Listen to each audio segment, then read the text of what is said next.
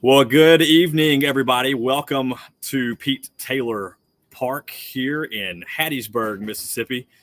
We are live following Ole Miss's exciting 10-0 win. Apologies for the lighting a little bit as we are trying to do this on location this evening for you guys and give you kind of a field view. It's pretty hot down here in Hattiesburg, but the Rebels get the win 10-0 behind a phenomenal outing yet again from Dylan DeLucia. And they also get the offense continuing to stay hot, and the Rebels win this one by a final score of 10-0 to take a 1-0 series lead here in the Super Regional. Now just one win away from Omaha. Been here before, but it's still nonetheless exciting. And the way that they took it to Hurston Waldrop today, who is a phenomenal pitcher, gives you a whole lot of confidence going into tomorrow's game with Tanner Hall on the mound. Now, obviously, Tanner Hall is a whole different style of pitcher, but nonetheless, you've got to be pretty confident if you're Ole Miss with how this game turned out. Obviously, some big moments in the game, none more so than the grand slam that wasn't, so to speak, early on there in the third inning. Now, initially, when the ball was first hit here live, I thought it was fair. I even thought it was fair upon the first couple of views on the review. We had the TV screen there in the press box. We could see the TV production of it. And I thought it was fair at first, but then upon them going into really slow motion, you could very clearly see that the ball crossed in front of the foul pole. It was indeed a foul ball. And even head coach Scott Berry talked about that in the press conference afterwards. And Scott said, I knew it was foul. Of course, I challenged it, although the challenge ended up not working against him because the crew chief ended up doing an official challenge, so Scott didn't have to burn one of his own. But Scott Berry said, I knew it was a foul ball, and a foul ball is a foul ball. So in Scott Berry's mind, it didn't really do much momentum-wise. We're going to try to get Chris on here. And Chris, just trying to go over a little bit as you're a little bit dark, Chris, just so you know. So we'll try to figure out the lighting as we go. But Chris was just kind of talking about the grand slam that wasn't kind of the momentum swing that looked like it might have been early on. But in reality, Scott Berry talked about it in the press conference afterwards. He said, I knew it was foul. I challenged it because obviously I'm going to challenge it. It didn't end up working against him as a challenge because the crew chief ended up making it an official challenge. But nonetheless, grand slam was not a grand slam. It was indeed a foul ball. DeLucia bounced right back to get the strikeout, and Ole Miss is one win away from Omaha. Yeah, I apologize to everybody about the lighting. A little bit difficult to get everything straight here at Pete Taylor Park. Location, so bear with us. Yeah, it is our first time on location. We'll try to be better tomorrow. Maybe Scott Van Pelt says we'll try to get it better tomorrow or something like that. But anyway, I think that was a big moment in the game from a momentum standpoint, not necessarily for the team because maybe the team thought it was foul, but from a standpoint of the fans. So if that ball is fair, we're looking at 4-3, and maybe it's just a feel in the ballpark at that point in time. So I think it was a big moment. Dylan comes back and gets a strikeout right after that. So I think it was a momentum shift for the fans, maybe not for the team because teams are pretty resilient when it comes to fair foul balls. But there were horns going off in the outfield, like it was Christmas time or something like that. It was pretty incredible. The foghorn that they have out there is really loud, and I was like, wow, y'all kind of lit the bomb before or lit the fuse before it was time to start things up. So big moment, though, I think, just from a momentum standpoint. Yeah, for sure. And we'll keep on trying to work with Chris's lighting, guys, as we go. So don't give him too hard of a time on that. Again, first time on location, so y'all bear with us. We're going to try to have a better spot tomorrow. We're kind of trying to figure this out today as we go. So y'all just bear with us on the lighting and the backgrounds and things of that nature. Chris has not suddenly turned impossible to see, we promise. It's hot down here, but he hasn't melted. But as for the moment in the game, the thing about it is, if you are what Dylan DeLucia said in the press conference, it didn't bother him at all. The after occurrence of that was, look, I'm just a pitcher out there. It's a foul ball to me, and whether or not it's a grand slam or a foul ball, you do what you would do any other time, which is make your next pitch. And that's exactly what he did, and that's what he talked about. Dylan's just so easygoing. It's really hard to rattle him, and I think that's crucial, especially in a moment like that, especially when, like you're talking about, the foghorns are going off. It's easy to get rattled, lose your concentration, try to bounce back from that. The crowd's going nuts. They're booing. They thought it was the wrong call. As normal, any fans would have wanted that call to go their way.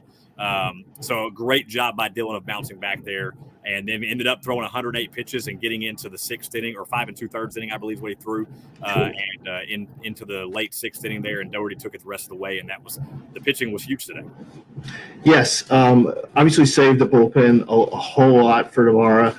Mike talked about in the post-game press conference that Nichols got up in the 5th, I believe it was, before the grand slam, or before the not grand slam, and so then once we extended the lead to 10, it's just a different ball game at that point in time, and so putting in Jack Dougherty at that point in time was really huge. It allowed us to save guys that are more first run bullpen guys for tomorrow, and an if game on Monday if it comes to that. So I really think that the start that Dylan gave was really important. You talked about Dylan being a really cool customer, or cool cucumber, if you want to use that analogy. I think that that's the mindset of the whole team. If you want to look at, I look at the quarterback of the infield, and I look at Jacob Gonzalez, and such a cool customer when it comes to how he plays the game, his how he approaches at bats, just really everything. It's really cool to see how his heartbeat must be at like 20 beats per minute and never gets above that. And I think that's just the mindset of the whole team. I think that's the mindset that Elko brings to the plate, or to the team. And it does start with the captain, right? And then it goes, I start looking around the diamond at other players that really don't get rattled. And I look at a Kevin Graham, and I look at a Justin Bench. And I think Peyton has a little more energy than a lot of the guys. But I think that the team as a whole is just really, really even keeled. And Chris, I'm going to let you continue for a second. I just had a stadium person come by. They've actually got to do some work right here where I'm standing. So I'm going to move for a few minutes and get to a different location. So I'll let you continue for a moment. I'll be right back.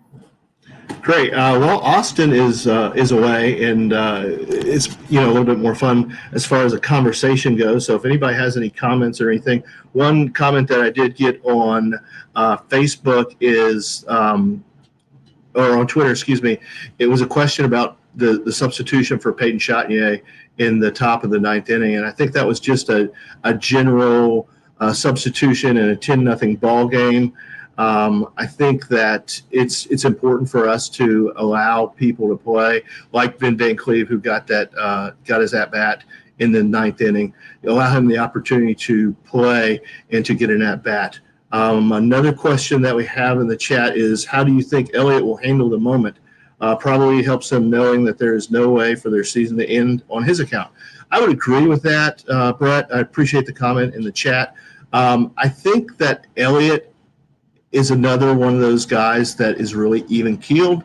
I think that having had the experience at Baum-Walker at Arkansas, and then having had the experience at Alex Box Stadium in Baton Rouge, I don't think any moment is really going to be too big for Hunter. I think he's a real mature freshman, and I think he's going to be fine. Totally fine. Is Omaha fun vibe, fun place to go watch if we make it bars, restaurants? I think we're putting the cart before the horse just a tad, Adam. I really appreciate the optimism there. It is a fun place to go. From what I hear, I've never had the opportunity to go to Omaha. I did miss the trip in 2014, but I am absolutely stocked and ready. Got plenty of vacation time on the books, and I'm ready to make the trip with the team if we're able to punch through either tomorrow or Monday. So really excited about the opportunity for us to go through with that if the time comes to that. So it should be a really, really awesome time. I'm going to go through some of the stats a little bit from today. Oh, I've got somebody that is asking me to move as well. So I'm going to move. We're going to go ahead and discontinue this, and we'll be right back. Thank you so much.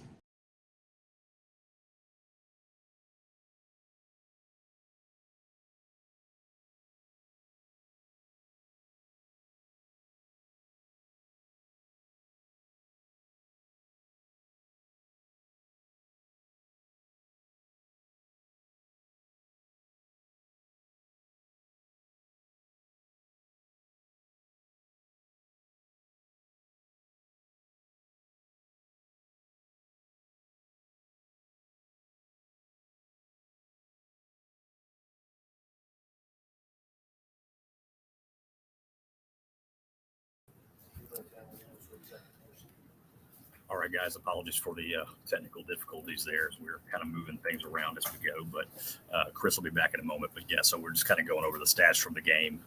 And the most important stat for sure from today for Southern Miss was 4 for 30 overall grand total, and just 138. They were just 2 of 10, or 2 walks, 10 strikeouts. They were just 1 of 9 with runners on and 1 of 8 with runners in scoring position. So some very crucial stats there for the Ole Miss pitching staff. And that certainly is something that you kind of came into the game hearing all about Southern Miss's pitching and not much about Ole Miss's pitching. It was more Ole Miss offense versus Southern Miss pitching. And today it actually turned out to be both Ole Miss offense and Ole Miss pitching. So some big-time pitching out there by DeLucia today.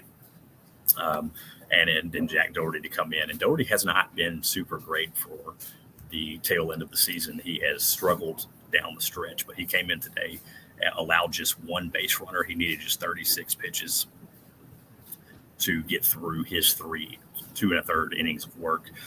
Just though he had 1 strikeout in 9 at bats, and just 1 base runner in that entire time frame. So for Dougherty to save the bullpen the way he did was absolutely fantastic. So in the case of for tomorrow's pitching, we have a couple of comments. How will Elliott handle the moment is a big one. We'll pop this up on screen here by Brett. How do you think he's going to handle the moment? I think he proved last week how he's going to handle the moment, and that is that he is going to easily be able to handle the pressure and the situation and the crowd. The atmosphere here is great, but as far as Hunter is concerned, there's not there's not much else that he has to worry about, considering where he's pitched this year with Baum Walker and Alex Box in some of these SEC stadiums.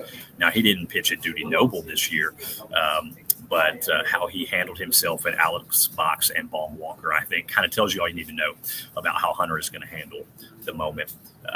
And again, like you said, Brett, there's no way for the season to end on him. Takes a lot of pressure off of him tomorrow. So I think that's a crucial factor for Hunter tomorrow. And Hunter's been absolutely phenomenal since coming into the starting lineup. His record early on did not reflect how he was truly pitching. The offense just wasn't picking him up very much. And then we had a couple of late games by the bullpen that kind of got out of hand. So I think Hunter's going to be just fine. And it will be, I think, awesome to see. Now as far as Stephen has a question about TJ McCants and being back in the lineup tomorrow. Mike Bianco talked about in the press conference tonight that TJ was not comfortable really taking a lot of at-bats today. So I don't think you're going to see him in the lineup. I think you're going to probably see what we saw today, which will be Garrett Wood at third, bench in center field, and you'll probably have Calvin out there in right. TJ's hand still just not super comfortable taking a lot of at-bats. So as far as tomorrow is concerned, I don't know that for sure yet, but I don't foresee seeing TJ back in the starting lineup tomorrow based on what Mike had to say today about him still being hurt. So we'll see how it goes tomorrow. But as it is, Ole Miss, they've been here before. You've seen them with the 1 win till Omaha. But the situation, I think, is a little bit different this time in the sense of this is a much more familiar foe, someone they're a lot more familiar with, and somewhere they just came out here today and won 10-0. Now, Tanner Hall is going to be pitching tomorrow. So that's going to be a big deal as far as that's concerned. But I don't foresee Ole Miss being intimidated by him. I really don't. I think that they have done enough against this pitching staff, and not to mention that they used 5 different pitchers today. Southern Miss did, and using 5 different hurlers today compared to Ole Miss only using 2 is a big deal when it comes to Southern Miss has an elite pitching staff. So you can get through 5 of their hurlers today. You've kind of whittled them down some, and I think that that's a big opportunity for Ole Miss to really kind of clean them out tomorrow. If you can get to Tanner Hall early, and you're going to have to because he is elite. He is a fantastic pitcher. He is their ace for a reason. But I think that if you get to him early and you force them back into their bullpen some more, then that's going to be probably the key factor in the game. Just put up a few runs.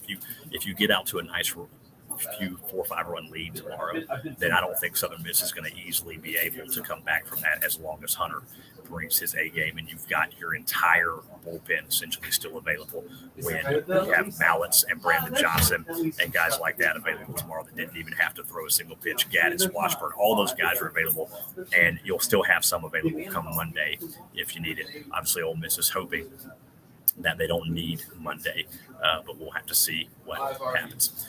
We'll have more for you a little bit later on. Chris and I will, once we get back to our prospective places. We wanted to just kind of do a quick recap while we were here live, and we're gonna do a little scouting and figure out a great place to do the post game show tomorrow that we can bring to you live from Pete Taylor.